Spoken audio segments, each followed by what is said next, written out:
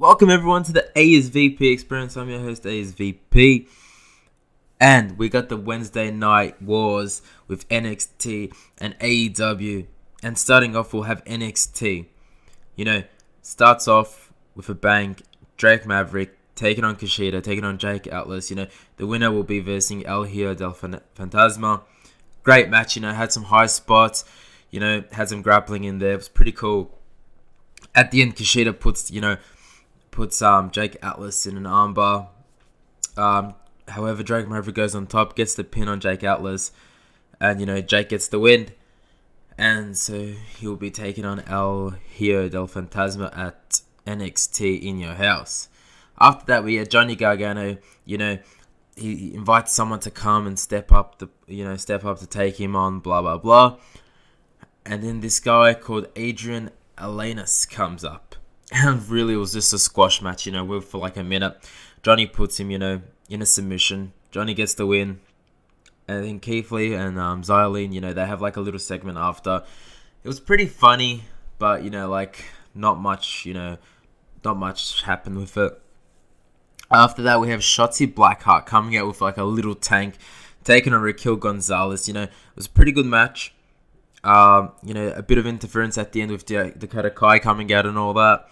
However, Gonzalez gets the win, Like I always be saying about like Gonzalez, she's such a big, girl. She honestly, you could just propel on the main roster and be like a crazy ass heel. And I reckon she'll do pretty good. It was pretty cool. Obviously, they're gonna probably set up a match with all these competitors. So yeah. Then after that, we had Rhea Ripley and Io Shirai taking on Flair and Chelsea Green. Chelsea Green, she looks a bit weird how she wrestles, and you can just see she that doesn't have that much confidence in herself compared to the other three competitors. It was a good match though. Flair doing Flair stuff, rolls Io Shirai, puts her feet on the ropes, gets the 1-2-3, and Flair and Chelsea win. After that, we had Ciampa taking on a jobber. Ciampa gets the win, quick win. Scarlett comes out at setting their match up for In Your House as well. And then after that, we actually had a pretty cool main event. We had Riddle taking on Timothy Thatcher with Kurt Angle as the special guest referee. Inside like this, this steel cage with on top that had like a little bit of fencing around and like a platform that you can walk on and stuff. Pretty crazy match, to be honest. Very rough as well. We saw blood from Timothy coming out of his mouth, losing a teeth. The medic checking him up on, which is pretty cool. But yeah, crazy.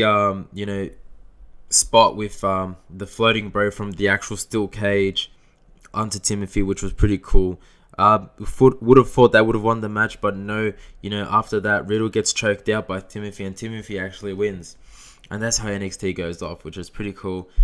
And then on the other side of things, we have AEW. We have, starting off the show, Private Party and Joey Janela taking on Hardy and the Elite, which are the Young Bucks. And at the start, we have, Young Bucks telling Hardy, we want the version where, this Matt Hardy will, be teaming up with us and he'll go hard. And he's like, which one? And then, he takes out like the old school Extreme Matt Hardy and they're like, no, not this one. And then they get the one before, the Extreme Matt Hardy, which is pretty cool to see. But yeah, they come out. They have pretty decent match. Matt Hardy had heaps of offense in this match as well. And after that though, Hardy's and the Bucks win. And then out of nowhere, Butcher and the Blade come out and attack the Bucks. Whilst, Hardy helped one of the team members of Private Party to the back. The Butcher and Blade come out and try to, attack him from behind, start beating him down.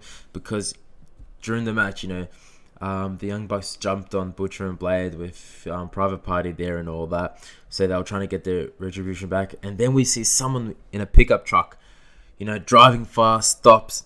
And the two get out the Revival, which are now called FTR and Dash Folder, known as Cash Wheeler now, and Scott Dawson, known as Dax Harwood. They make their debut, coming out. They clean up the Butcher and Blade. Then, there's a little bit of a standoff with the Young Bucks and FTR now. And it was pretty crazy to see. Loved it, They're just going to make this, tag team, depth more beneficial in AEW. And it was pretty crazy to see, especially making their debut so close, from when they got released. Absolutely loved it. Can't wait to see what they're going to do. Then after that, we get Brian Cage taking on Wesley Johnson. Just a squash match like we had in NXT with Ciampa. Cage gets the win. Taz comes out. He starts to talk, He's saying, they're going to get the title off Jon Moxley. Then after that, we have Dr. Britt Baker's segment. And wasn't that great, to be honest. Wasn't that funny. It was, it had its ups and downs, but it was pretty lackluster. Then after that, we had our new women's champion, Hikaru Shida, taking on Christy James, and Shida gets the win. And then we have Cody coming out, saying how he's a fighting champ. And, every week he's going to put the title on the line.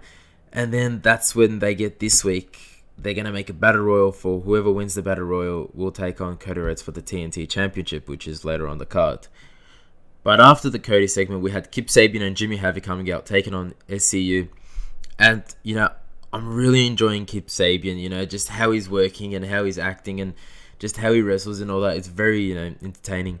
We get him and Jimmy actually getting the win against SCU. The commentators were luring the fact, they can still work as single competitors and all that. So we'll see what happens with that. Have a huge win for Kip and Jimmy. After that, we get the Battle Royal for the TNT Championship. And, it was pretty cool. You had MJF in there with Warlord. They got a little bit of a shake-up between them. You had Billy Gunn in there. It was pretty cool. But at the end, we get Jungle Boy who wins. So he will be taking on Cody next week. Then we had the Inner Circle pep rally. Everyone came out. They're giving each other gifts. Jake Hager does a poem where he starts to get really mad. It's pretty funny to watch. Then Chris goes, Sammy, you know what gift I want? And Sammy goes, what? And he goes, I want Tyson's head on a plate. And, it was pretty crazy to hear that as well. We also had, Chris talking about on one Monday night how Tyson punched him, so he wants that retribution back. Loved how they linked that up. That was pretty cool. Tyson comes out with his crew. They begin to start, talking, smack talking. A brawl comes out. They're all holding each other back, and that's how AEW ends. Two pretty cool shows, to be honest, on Wednesday night. Pretty good endings for both. I reckon AEW at the start was taking the edge over NXT. However, NXT, their main event, was better than the Inner Circle and Mike Tyson's crew, debacle. But that's all for, the Wednesday Night Wars. Thank you for listening. Stay tuned for more.